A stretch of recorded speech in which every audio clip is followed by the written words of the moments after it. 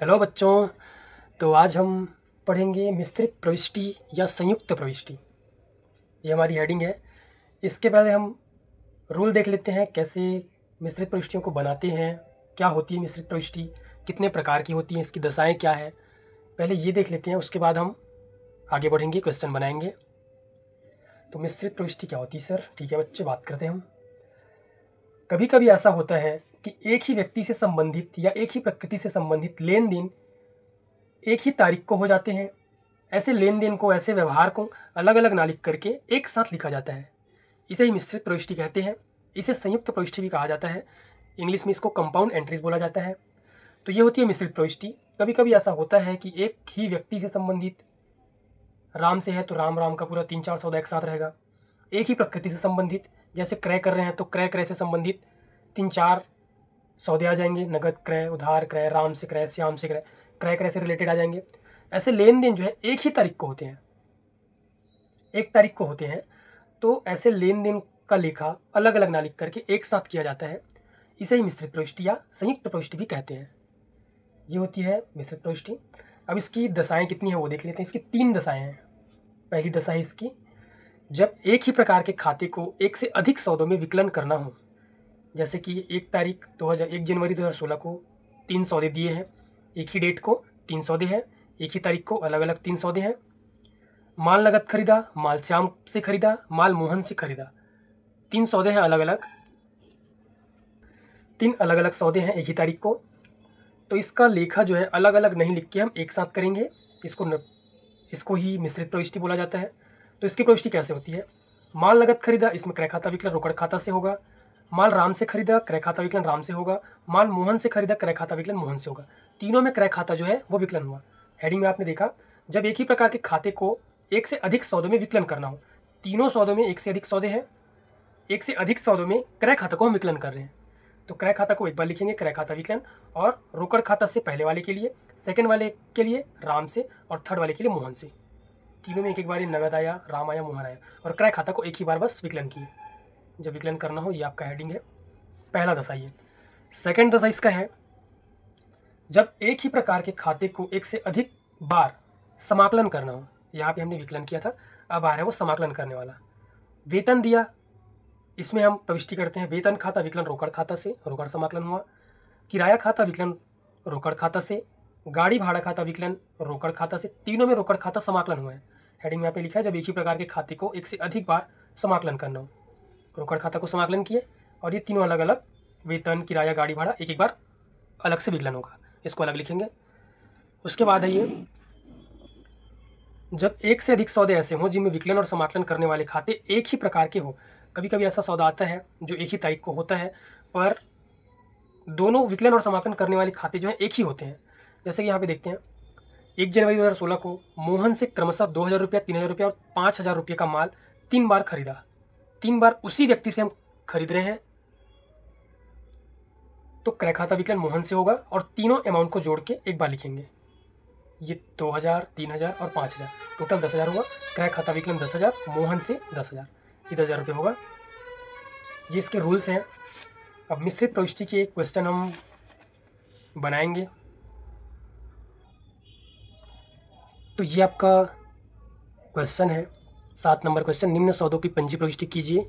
रमेश श्रीवास्तव ने 5 लाख रुपये रोकड़, 1 लाख रुपये का माल तथा 2 लाख रुपये की मशीन से व्यापार प्रारंभ किया। ये एक ही तारीख को है, फरवरी 1 को। 3 अलग अलग सौदे हैं, रोकड़, माल और मशीन से स्टार्ट किया। तो ऐसे सौदों को अलग अलग नहीं लिखेंगे, हम एक साथ लिखेंगे। इसी को मिश्रित प्रविष्टि कहा जाता है। उधार माल खरीदा शरद से, रजत से, भगत से। तो ये सब अलग अलग सौदे हैं जो एक ही तारीख को हुए हैं। इनको ही मिश्रित प्रविष्टि या संयुक्त प्रविष्टि कहा जाता है। इसकी हम एंट्री करते हैं।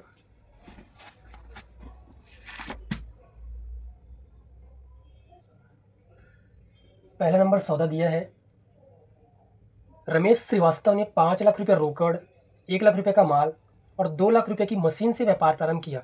हमने पहले सिर्फ इससे पहले जो क्वेश्चन बनाया उसमें रोकड़ से व्यापार प्रारंभ किया, ऐसा था क्वेश्चन में। अभी रोकड़, माल और मशीन मीन संपत्ति, तीनों से व्यापार प्रारंभ कर रहे हैं। तो इसको अलग अलग नहीं लिखेंगे, एक बार लिखेंगे एक साथ। सन दिया है 2006, फरवरी 1। रोकड़ से स्टार्ट करते थे, रोकड़ से व्यापार प्रारंभ करते थे। तो लिखते थे रोकड़ खाता विकलन पूंजी खाता से, तो यहाँ पे भी हम रोकड़ खाता विकलन करेंगे। रोकड़ खाता विकलन, यहाँ पे रोकड़ के साथ साथ माल और मशीन भी है, तो जितनी भी संपत्ति आप लगाकर व्यापार चालू करते हो उस संपत्ति को विकलन किया जाता है, क्योंकि वो आपके व्यापार में आ रही है। माल से अगर आप व्यापार प्रारंभ करते हो तो माल आपके व्यापार में आएगी और व्यापार में आने वाली वस्तु विकलन होती है। तो यहाँ पे माल को लिखते हैं स्कंद खाता। जब भी माल से व्यापार प्रारंभ करते हैं तो स्कंद खाता विकलन लिखते हैं। उसके साथ साथ मशीन है, मशीन खाता विकलन। समाकलन में जब व्यापार प्रारंभ करते हैं तो देने वाला व्यापारी होता है, और व्यापारी अपने नाम की जगह जब व्यापार में पैसा लगाता है तो पूंजी लिखता है और निकालता है तो आहरण लिखता है। तभी लगा रहा है पूंजी खाता से। रोकड़ माल व मशीन से व्यापार प्रारंभ किया। ये हमारा पहला प्रविष्टि हो गया। अब अमाउंट कैसे लिखते हैं? रोकड़ खाता विकलन हुआ है, विकलन वाले में जितना रोकड़ लगा के व्यापार प्रारंभ किया है उतने रोकड़ को लिखेंगे। तो यहाँ पे रोकड़ दिया है 5 लाख रुपया, 5 लाख रुपया। उसके बाद है 1 लाख रुपए का माल लगाया, माल मीन्स स्कंद, और स्कंद खाता विकलन हुआ है, विकलन में लिखेंगे 1 लाख। मशीन लगाया है 2 लाख रुपए की, मशीन खाता विकलन हुआ है, विकलन में लिखेंगे। अब तीनों को टोटल करके पूंजी खाता समाकलन में लिखेंगे। 5 और 1 6 और 2 8 लाख रुपया। ये इसकी एंट्री ऐसे होती है। सेकंड नंबर है फरवरी 2। उधार माल खरीदा शरत से, रजत से और भगत से। तीनों का अमाउंट अलग अलग दिया है और तीनों उधार सौदे हैं, अलग अलग हैं। इसको फिर से अलग अलग ना लिख करके हम एक साथ लिखेंगे। उधार जब माल खरीदते हैं तो हमारे पास माल आता है, और खरीदते हैं तो उसको लिखते हैं क्रय खाता। क्रय खाता हमेशा विकलन होता है, सिर्फ 3-4 कंडीशन में समाकलन होता है। यहाँ पे हम क्रय खाता विकलन करेंगे, क्योंकि माल खरीदेंगे तो हमारे व्यापार में माल आएगा और आने वाली वस्तु होती है विकलन, तो क्रय खाता विकलन हुआ। अब सामने 3 व्यक्ति है, शरत से हमने खरीदा, तो हमको जो माल देने वाला है, जो व्यक्ति हमको माल देगा उसको समाकलन करते हैं, देने वाले व्यक्ति को समाकलन करते हैं। तो यहाँ पे शरत से, रजत से और ये भगत से नरेशन देंगे। उधार माल खरीदा, ये हमारा सेकंड नंबर एंट्री हो गया। अब क्रय खाता एक बार विकलन हुआ है, तीनों अलग अलग समाकलन हुए। तो शरत से आपने कितना खरीदा? शरत से हमने खरीदे हैं 30,000 रुपये का, तो शरत समाकलन हुआ है, समाकलन पक्ष में लिखेंगे 30,000 रुपया। रजत समाकलन हुआ है, रजत का अमाउंट लिखेंगे 40,000 रुपया। उसके बाद भगत समाकलन हुआ है, भगत का अमाउंट है 60,000 रुपया। तीनों समाकलन हुए, समाकलन में लिख दिए। अब तीनों को टोटल करके एक बार विकलन में लिखेंगे। 60 और 40 1,30,000, 1,30,000। अगला है फरवरी 5।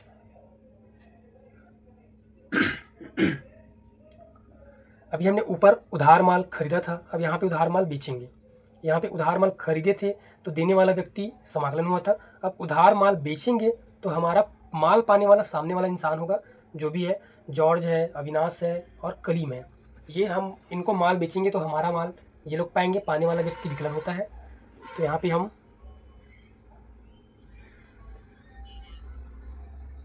जॉर्ज को विकलन करेंगे, और है अविनाश,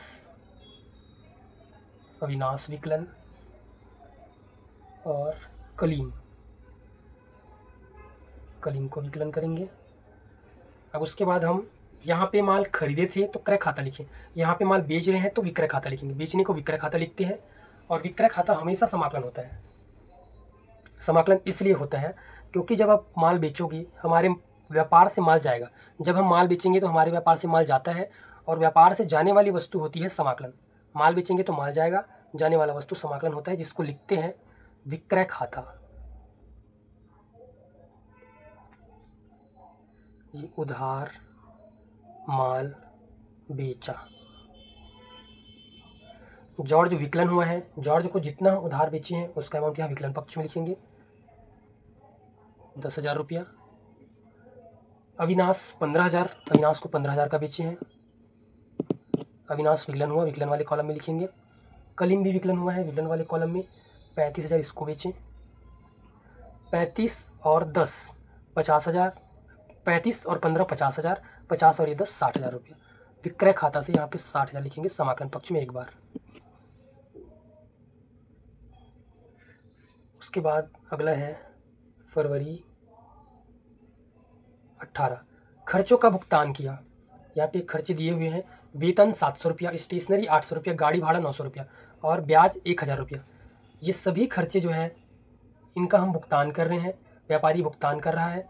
और जब भी व्यापारी भुगतान करता है, खर्चों का भुगतान करता है, तो वो विकलन करता है। खर्च और हानि का खाता विकलन होता है, तो जितने भी खर्च हैं उनको विकलन करेंगे।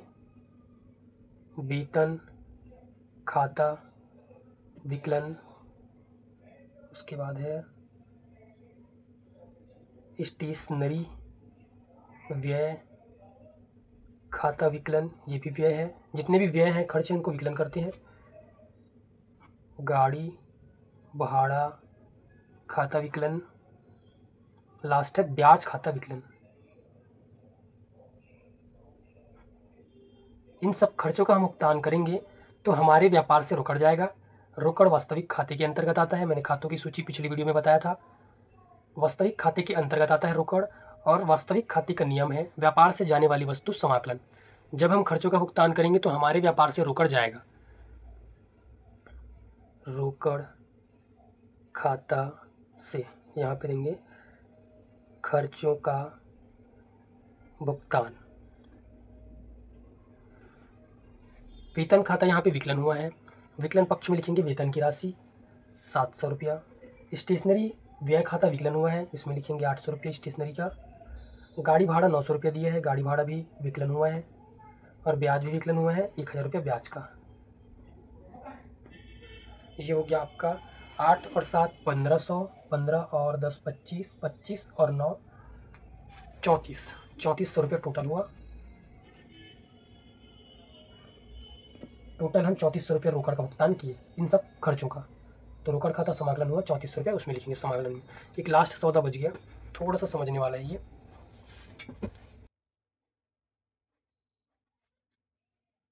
सौदे में लिखा है राम और सोहन प्रत्येक ने 10,000 रुपये नगद और 20,000 रुपये का माल उधार खरीदा। सौदे का मतलब ये है, राम से, वो नी नहीं है सी है, और मोहन से। राम से आपने उधार खरीदा 20,000 रुपये का और नगद खरीदा 10,000 रुपये का। उसके बाद है मोहन से भी आप प्रत्येक मतलब दोनों से आपने खरीदा 10,000 का नगद और 20,000 का उधार। इससे भी आपने उधार खरीदा 20,000 रुपया और नगद खरीदा 10,000 रुपये का। टोटल मतलब आपने 20, 30, 20, 50 और 10 60, टोटल 60,000 का माल आपने खरीदा है। राम से उधार खरीदे 20,000 का, राम से नगद खरीदे 10,000 का। मोहन से उधार खरीदे 20,000 का, मोहन से नगद खरीदे 10,000 का। प्रत्येक शब्द वहाँ पे लिखा है, प्रत्येक मीन्स दोनों से आपने खरीदा। अब इसकी एंट्री कैसे करनी है। सौदा है आपका फरवरी 28 का, लास्ट डेट का। हम यहाँ पे उधार नगद ये चारों में हमने खरीदा है। खरीदते हैं तो उसको लिखते हैं क्रय खाता। उधार लिया मतलब खरीदा ही है। क्रय खाता विकलन होता है, क्रय खाता विकलन किए। अब क्रय खाता को एक बार बस विकलन करेंगे, 4 बार खरीदे हैं तो 4 बार अलग अलग नहीं करते। मिश्रित प्रविष्टि का रूल यही है, अलग अलग ना लिख करके एक साथ लिखते हैं, मीन्स एक बार लिखते हैं। अब उधार के लिए मैंने बताया था आपको व्यक्ति के नाम को ध्यान देना है, और नगद के लिए रोकड़ को ध्यान देना है। तो उधार है, अब हम किसी राम नाम के व्यक्ति से उधार माल खरीदेंगे तो प्रविष्टि होती है क्रय खाता विकलन राम से। राम एक व्यक्ति है, और व्यक्ति मतलब कौन से व्यक्ति को देखते हैं, सामने वाले को, जो हमको माल देगा या माल पाएगा। राम से खरीदेंगे तो राम हमको माल देगा, मीन्स देने वाला बनेगा। तो देने वाला व्यक्ति होता है समाकलन राम से। हमने उधार का लिख लिया। उसके बाद है मोहन से भी हमने उधार माल खरीदा है, मोहन भी हमें देगा, देने वाला व्यक्ति समाकलन होता है। तो यहाँ पे मोहन से। अब अब उधार का लिखा तो हमने कर लिया, नगद का बचा है 10-10 हज़ार, दोनों के साथ हम 10-10 हज़ार की खरीदी किए हैं। तो इस 10 हज़ार के लिए नगद के लिए रोकड़ आता है, उधार के लिए व्यक्ति आता है। मैं पिछली वीडियो में बताया था, कुछ नोट्स लिखवाया था कब हमको रोकड़ यूज़ करना है, कब व्यक्ति का नाम। अब हम नगद माल खरीदेंगे राम से, तो क्रय खाता विकलन रोकड़ खाता से होगा, तो क्रय खाता तो हमने विकलन कर दिया है, अब रोकड़ खाता समाकलन करना है। रोकड़ खाता से मोहन से भी हमने नगद खरीदा 10 हज़ार का, तो इसके लिए भी रोकड़ खाता समाकलन करना है। तो क्रय खाता विकलन रोकड़ खाता से जो चीज़ें 2 बार आ रही है उसको 2 बार ना लिख करके 1 बार लिखा जाता है। मिश्रित प्रविष्टि का रूल यही है। तो हमने क्रय को 1 बार लिखा, रोकड़ यहाँ पे 2 बार आता है, इसके लिए नगद और ये वाली नगद के लिए, तो इसको भी हम 1 बार लिखेंगे। ये ब्रैकेट में मैं बता रहा हूँ 10 हज़ार नगद राम के लिए, राम से खरीदे 10 हज़ार का, और 10 हज़ार का मोहन से। 10 और 10 ये रोकड़ खाता समाकलन हुआ है, समाकलन में लिखेंगे 20 हज़ार रुपया, दोनों से 10-10 का खरीदे। राम से हमने उधार खरीदा है, राम समाकलन हुआ है, 20 हज़ार का उधार खरीदे, तो समाकलन पक्ष में लिखेंगे 20 हज़ार रुपया। उसके बाद मोहन समाकलन हुआ है, मोहन से उधार हमने खरीदा 20 हज़ार का, समाकलन में लिखेंगे 20 हज़ार रुपया। टोटल तीनों को जोड़ के हम लिखेंगे क्रय खाता विकलन में, तीनों का टोटल होगा 60 हज़ार रुपया। राम और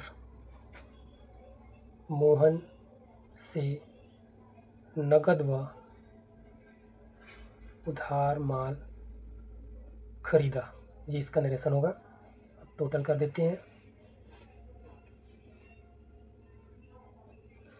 टोटल करने का नियम ये है, विकलन वाले कॉलम का टोटल करेंगे, फिर समाकलन वाले कॉलम का, दोनों का टोटल सेम आना चाहिए, तब हमारा आंसर सही रहता है।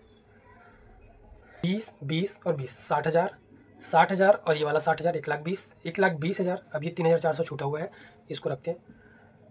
1,20,000 और 60, 1,80,000, 1,80,000 और 40, 2,20,000, 2,20,000 और 30, 2,50,000, 2,50,000 और 8 लाख, 10,50,000, 10,50,000 और 3,400, 10,53,400। ये आपका आंसर आएगा, 10,53,400, 10,53,400। ये आपका आंसर, ये ऐसे बनेगा।